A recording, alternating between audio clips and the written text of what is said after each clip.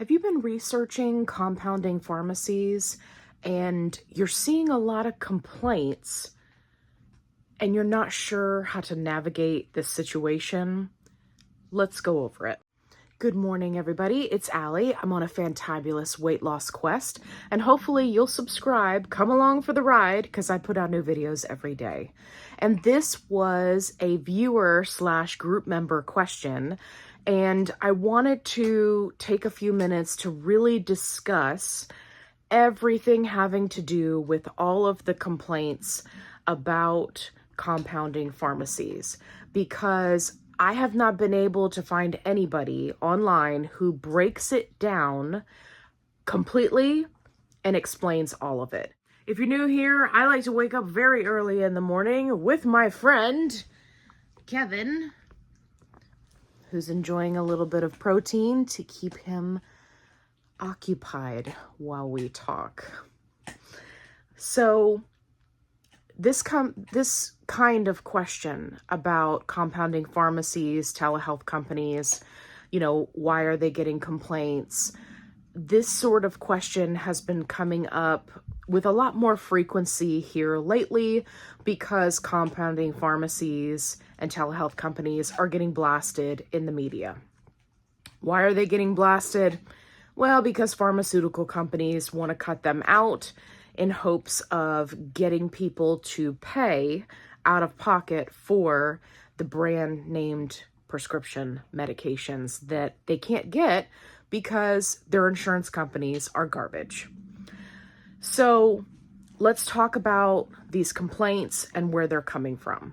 So first and foremost, the most talked about complaints that you will find online when you are researching specifically compounding pharmacies is you will see complaints of people talking about how they just switched to XYZ pharmacy and now it feels like they're injecting water. And in order to best explain this, we need to talk about peptides, how they're handled, and how this might be happening. Don't worry, I'm not going to get too technical on you. I'm going to keep it pretty surface level. But essentially, there are a few key points that people need to keep in mind. First and foremost is that peptides are sensitive. They have feelings. They're sensitive, right? So if you are reconstituting a peptide and you don't do it correctly or you rush the process, that can lead to degradation. If you are reconstituting a peptide and combine it with something else, right, that's potentially harmful to that peptide, then that can degrade it. If you are reconstituting a peptide and then not keeping it at the recommended temperature range for that peptide once it's reconstituted, it can become degraded.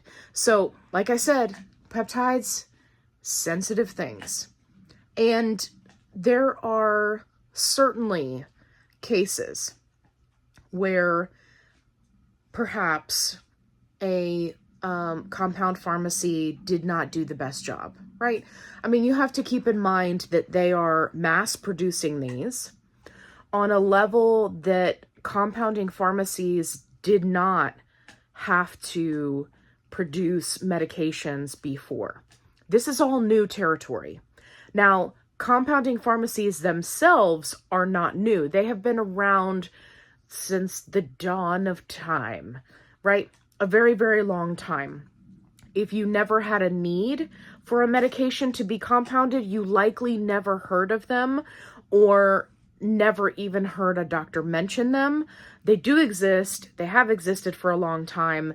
This is not anything new. But producing these medications in such mass quantities is a relatively new practice in the last few years. So there's going to be hiccups with that. And I know that many of these pharmacies have just popped up in the last few years. Not all of them. Many of them have been around for a long time, but some of them have just popped up because of all the money that can be made when it comes to mass producing GLP-1 medications. So peptides are sensitive. So if you have an error when you're reconstituting the peptide, that batch is going to be screwed up. Let's talk about the next set of errors. Shipping. This is something that is outside of the control of the compounding pharmacy or telehealth company, but many times these packages are just thrown around. They're not kept cold, right? They may be sitting on someone's porch for an extended period of time, at which case they are no longer kept cold, right? There are a lot of factors at play that can, again, lead to degradation in the peptide, which in turn leads to the patient injecting and feeling like they're injecting water. Let's talk about what happens when none of that happens. Everything's done perfectly. It gets to you, it's all good, and you take it, and then you feel like it's just not working. Not every week that you are on a GLP-1 is going to feel the same. And I'm going to say this again for the people in the back. I've said it before, and I wish more creators would talk about this. Every week that you are on a GLP-1 medication, whether it's compound or name brand, is not going to be the same. Consistency is not something that you should expect on a GLP-1. And I know that this is baffling for people because we are used to taking medications and having them consistently work. But peptides, because of how they're absorbed, specifically those that are absorbed subcutaneously or through fat, you cannot have 100% consistency with how it is absorbed every single time that you inject. You're injecting in different places, you're injecting in different locations, each person has different bioavailability in that location. Like, there are so many factors. How your receptors receive them, how long you've been on the medication, how long you've been on that dose, right? Like, not even going into everything that happens before you do your injection, assuming that all of that is perfect. Every single week is not going to be the same. For example, the longest that I was on a dose was on 5 milligram Mounjaro, name brand, and there were plenty of weeks where I was hungry the whole week. I didn't really have appetite suppression. Sometimes the food noise would come back, sometimes it wouldn't. Sometimes I would be constipated, sometimes I wouldn't. Sometimes I would be nauseous, sometimes I wouldn't. Like, every week is not going to be the same. And that was on name brand. Now, can you still run into the same issues with name brand that they do with compound? Meaning that there could be a manufacturing error, or when it's shipped to your local pharmacy, it sits out at temperature and then becomes not as potent. Yes, of course, all of those things can happen. And I think especially with these pharmacies that are trying to get out of having to supply their patients with GLP-1 medications like CVS and Walgreens, I think that it's absolutely something that happens. It's just my personal opinion. I don't have any proof other than what I have heard secondhand from employees that work at those locations.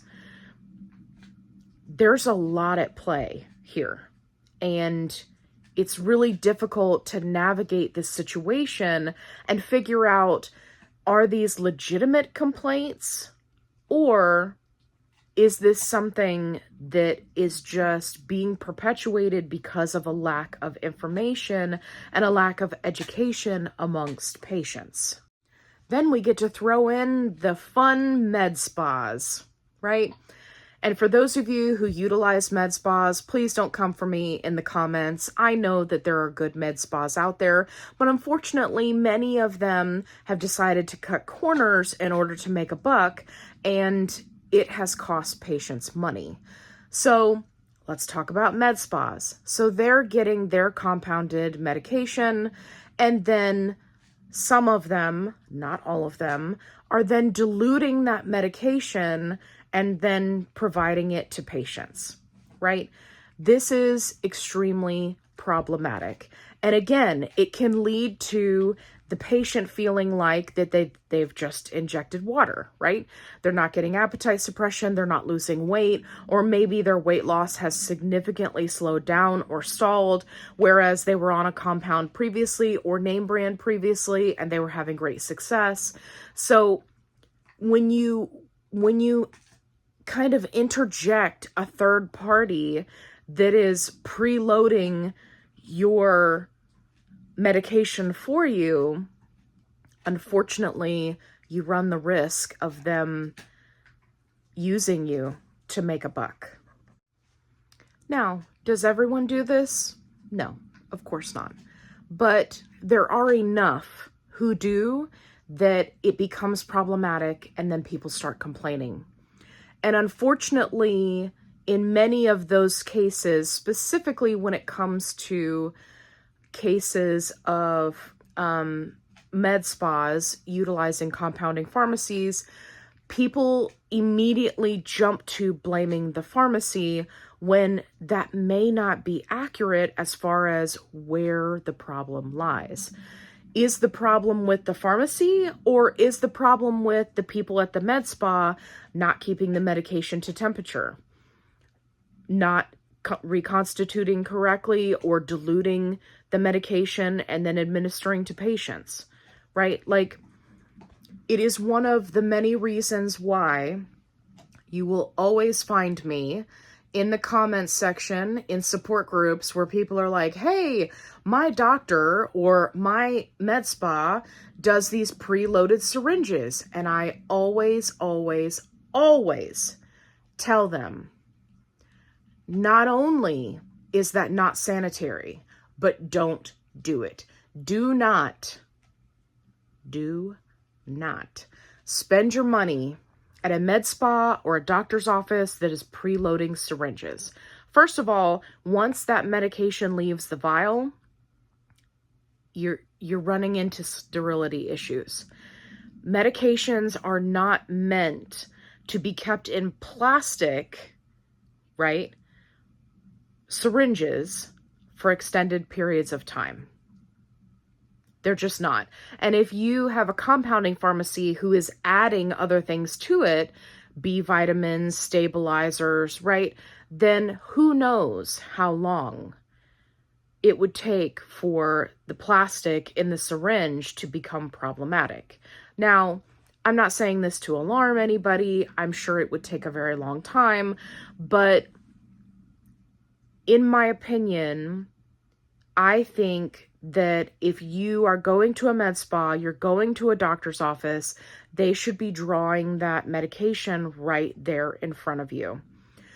When I go in and I'm getting a flu shot, or I'm getting, a B12 or a whatever, right? Or a nausea shot, right? Which is fantastic if you've never had one of those.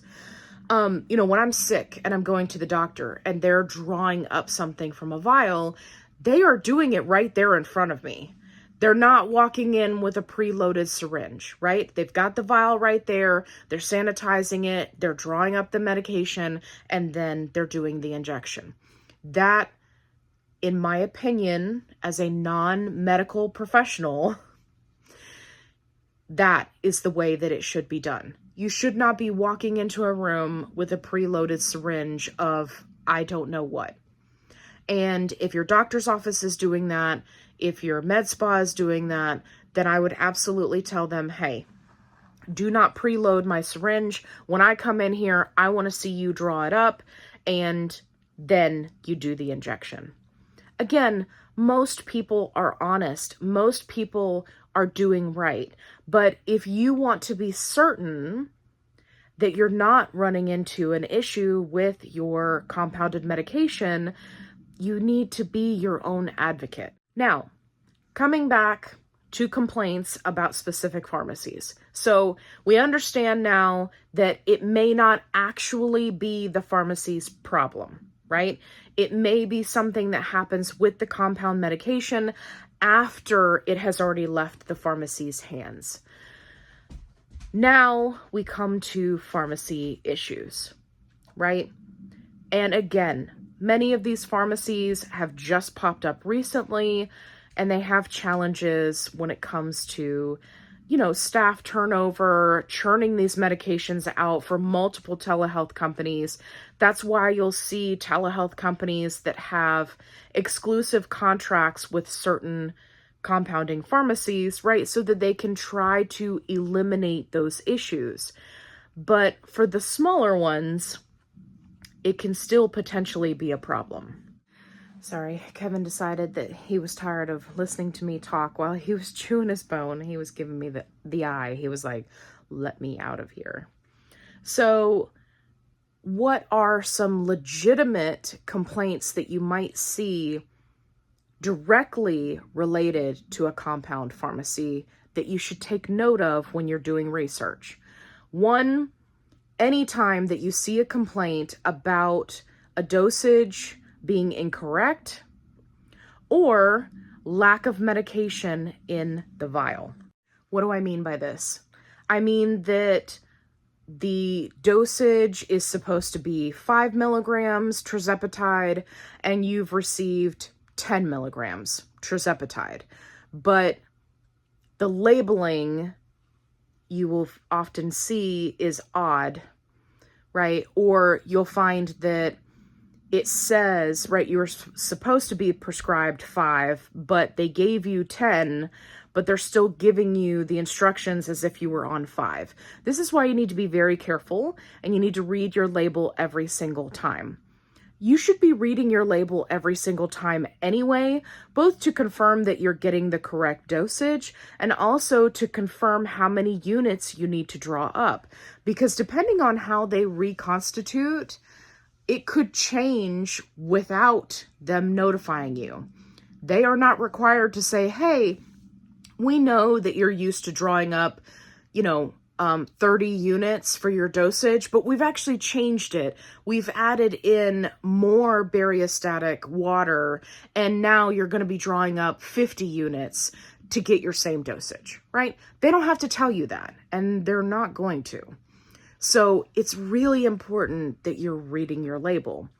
The other thing that you need to pay attention to are complaints about not getting enough medication in the vial.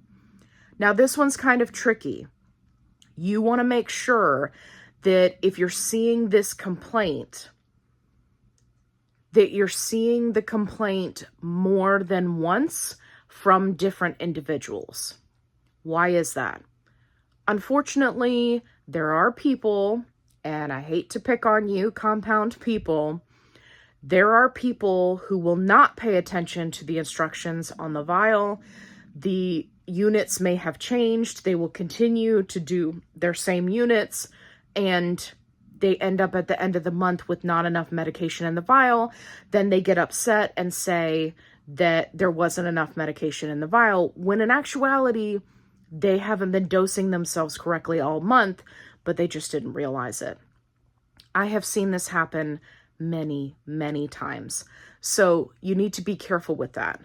Specifically, the ones that you want to pay attention to are the ones where it is the little short vial and it's supposed to be a certain amount, and you have, or that person has been getting their medication for quite some time, and they find that there's not enough liquid in the vial, and the dosage and units has not changed, right? So they essentially got shorted for that vial.